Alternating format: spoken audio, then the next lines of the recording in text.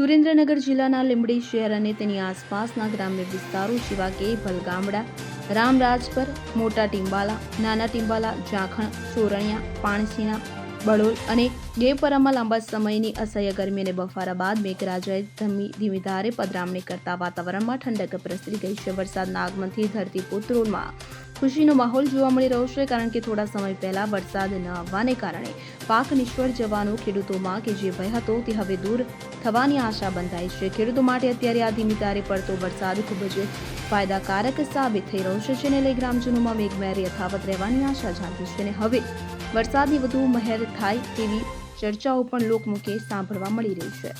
કલ્પેશ વાઢેર, લીંબડી. હવે જુઓ દેશ દુનિયાની તમામ ખબરો તમારી આંગળીના ટેરવે.